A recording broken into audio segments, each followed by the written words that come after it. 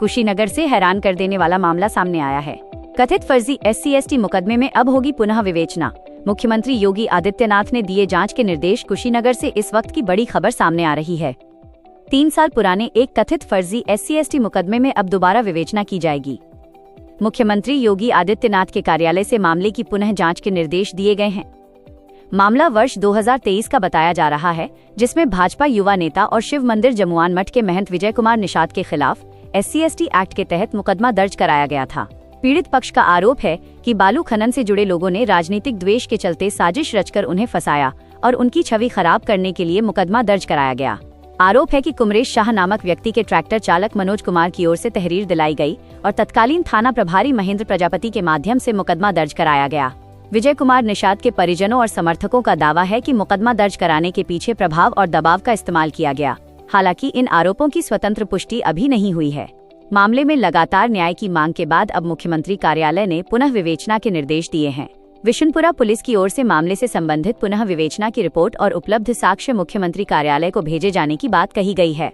3 साल बाद जांच दोबारा शुरू होने से अब ये उम्मीद जगी है कि पूरे मामले की सच्चाई सामने आएगी। पीड़ित पक्ष ने मुख्यमंत्री योगी आदित्यनाथ के फैसले का स्वागत करते हुए मांग की है कि पुनः विवेचना पूरी तरह निष्पक्ष हो और मुकदमा दर्ज कराने से लेकर जांच तक जिन लोगों की भूमिका रही उनकी भी जांच की जाए। अब नजर इस बात पर है कि पुनः विवेचना में क्या तथ्य सामने आते हैं और क्या इस कथित फर्जी मुकदमे की सच्चाई उजागर हो पाती है। मेरा नाम विजय कुमार निषाद है। विजय कुमार निषाद उर्फ विजय दास। मैं शिव मंदिर शंकरगंज जमुआन विजयनगर दुधई कुशीनगर के अस्थायी निवासी हूँ। मेरे द्वारा कुछ लोगों ने आत्मघाती हमले किए लगभग 2023 में। उसके बाद मैंने जब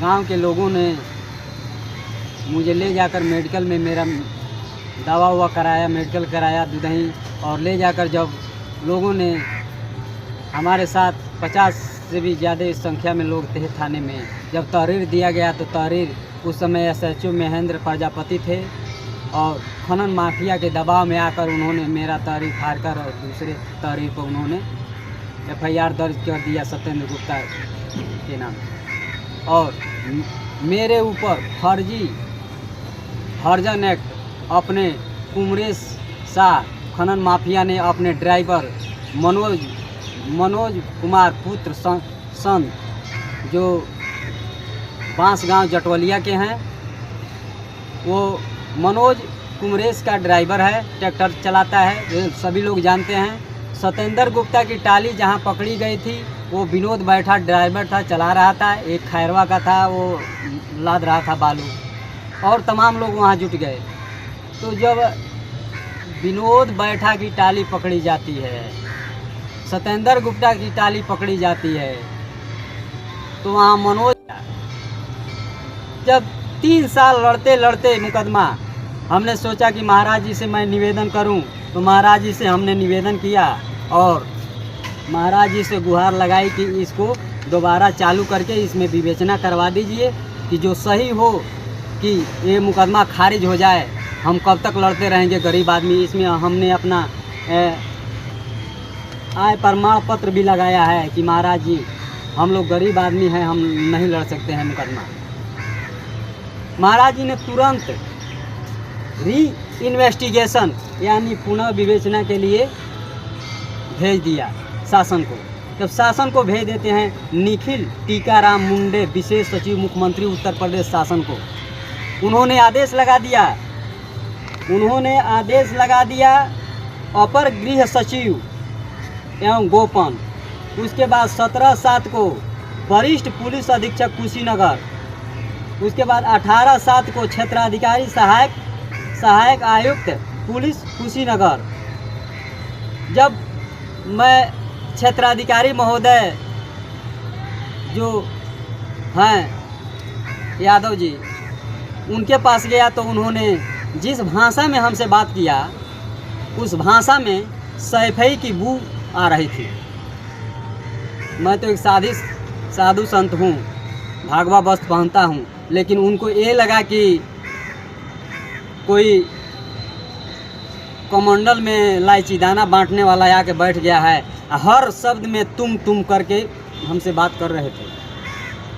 बड़ा कष्ट लगा कि साधु संतों का यही सम्मान है कि एक सीईओ जो हमारा नौकर बन के बैठा है, चाहे बड़ा नौकर हो चाहे छोटा नौकर हो, लेकिन मेरा नौकर है और हमको तुम कर रहा है।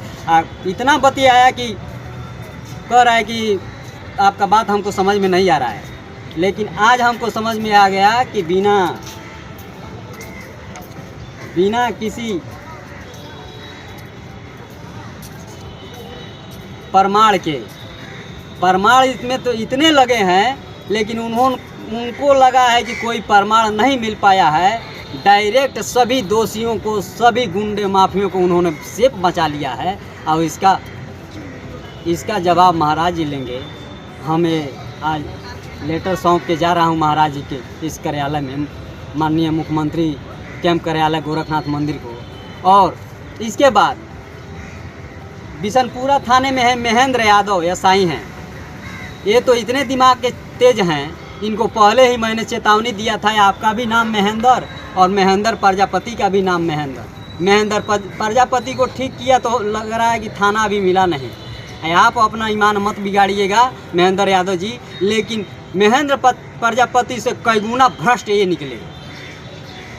इन्होंने इतना सफा चट मारा है इसमें कि समझिए कि हमसे कह रहे थे कि आप झूठ मूठ में ये रजिस्ट्री कर दिए कि इस तारीख से अमरण अनशन करेंगे गोरखनाथ मंदिर में, हम आपका सारा काम कर देंगे, आप इधर उधर मत जाइए, एजाज मत कीजिए। लेकिन ये तो ऐसे छुपा रुस्तम निकले कि जिसका कोई हद हिसाब नहीं।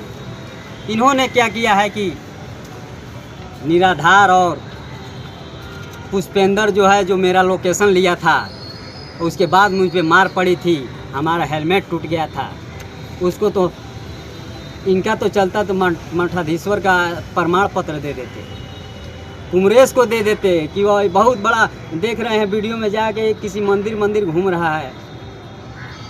ऐसे लोग जो धर्म के आड़ में छुप के और लोगों की हत्या करना चाहते हैं, उन लोगों के बचा रहे हैं। और हम लोग जो पत्रावली सौंपे हैं, उस पत्रावली के लेकर और माननीय पुलिस अधीक्षक महोदय को हमने जो रजिस्ट्री किया है कि इस तारीख से हम धरना करेंगे चाहे अनशन करेंगे, तो अगर हम यहाँ बैठते हैं अमरण अनशन पर, तो बजरंग दल वाले घेर कर बैठेंगे बिशनपुरा थाने को, आरएसएस वाले घेर कर बैठेंगे बिशनपुरा थाने को। उसके बाद अंजाम बहुत बुरा होगा। ये चेतावनी के साथ कह रहे हैं महेंद्र यादव जी, चाहे थाना अध्यक्ष महोदय बिशनपुरा, आप लोगों ने जो जैसा घृणित कार्य किया है, ऐसा न्याय देंगे तो थाने में एक दिन नहीं बैठ पाएंगे। ये हमारा चेतावनी है। चेतावनी के साथ कह रहे हैं, इस गोरखनाथ मठ के धरती पे बैठ के चेतावनी दे रहा हूँ कि उस थाने में हम बैठने नहीं देंगे। अगर लोगों के साथ अन्याय हुआ तो थाने में 1 मिनट बैठने नहीं देंगे। इसी के साथ मैं अपनी वाणी को विराम